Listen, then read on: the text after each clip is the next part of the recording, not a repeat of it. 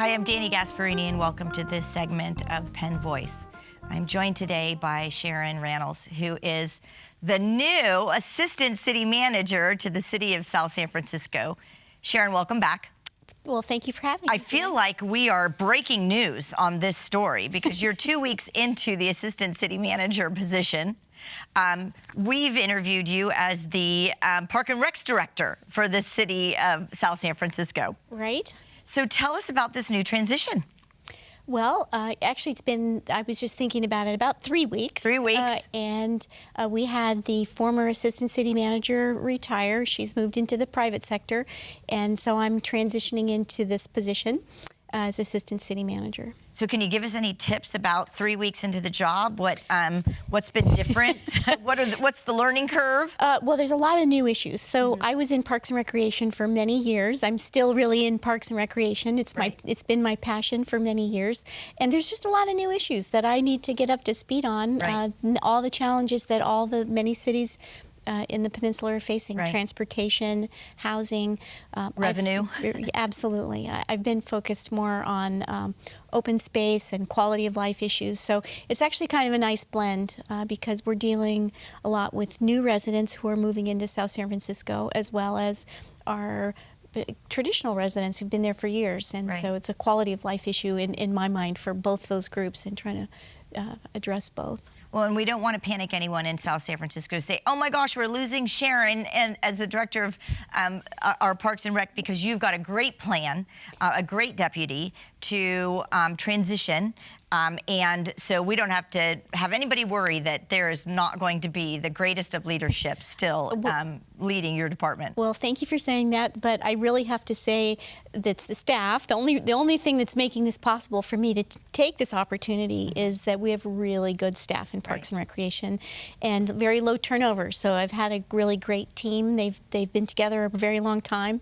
They know what they're doing, right. and they're being very supportive. But I am still sort of the executive Park and Recreation Director, but I just have a newly appointed acting deputy, Greg Midiotti, who's been with the department 8 years. He's fabulous. So we'll do a recruitment, but for now it's Greg. We do want to talk a little bit about the role of Assistant City Manager, and there's something new and a nuance that South San Francisco has, and that is this Chief Sustainability Officer. Give us a little insight to what a Chief Sustainability Officer is within the Assistant City Manager department. Right. Well, I think this reflects one of the city manager's priorities, and certainly the city council, which we do have a climate action plan, like most cities do, but stopping to focus on that when everybody's so busy running in a million different directions has been difficult. So I think the title just reflects the city manager's desire that I keep that in the forefront of my attention in terms of every project that we do. Are we approaching it in a sustainable manner? Let's say we're replacing vehicles. Are we thinking about electric vehicles? Are we thinking about solar and just all the things that will help reduce our carbon footprint? In Parks and Recreation, of course, we think a lot about trees and open space and green infrastructure and stormwater runoff. Right. But so this is just kind of a broader perspective on keeping those environmental concerns in the forefront. Right, in all of the departments, whether it's fire, public safety, whether it's public works, always thinking about those sustainability factors. Right, exactly. So we want to kind of now jump right into, as a role of Assistant City Manager, you are looking at housing, transportation, public safety, revenue generation. What are some of the big topics that you're going to be diving into now in this new role? Well, one of the biggest topics for me personally is the new civic campus that we're building. So when the Assistant City Manager, was Marion Lee, she previously was managing that project. And so we've kind of bifurcated that. And at the same time I took on this position, we have also a capital projects director. So between the two of us, we're going to be working on the civic campus. And that's a new police station and a new library and park and rec building. We've been working on it for a couple of years, and we're kind of right in the middle of it.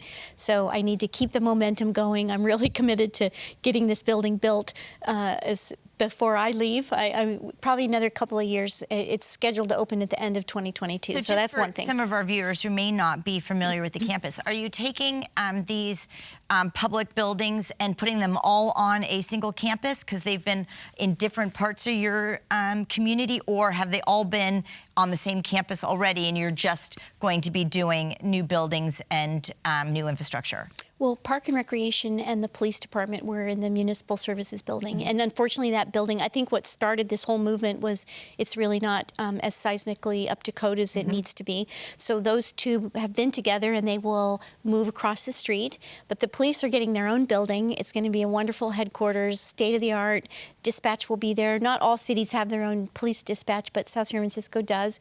So the Police Department will be standalone, but just across the street from the Park and Recreation building, which will be co-located with our library. Right. So that's really exciting because we're trying to share the facility and make a better, more efficient use of those spaces.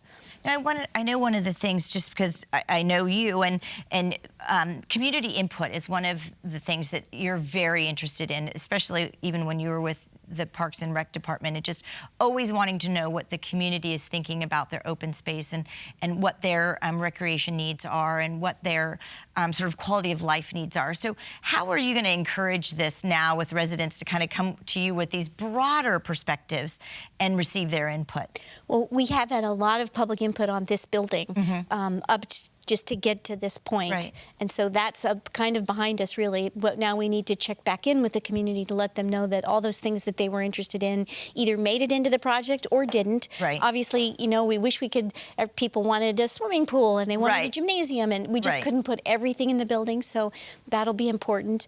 But as far as the broader issues, the city, another exciting initiative is to upgrade our general plan. So we have an 18-year-old general plan. It's about to expire, so we're embarking on a new one. I think there's 10 neighborhood meetings set up in the next month or so, in all the neighborhoods, where we're asking neighbors to kind of vision all those things that would take us another 20 years into the future. Right. And having been on a city council in Redwood City that went through a general plan, I was lucky enough to be part of that process.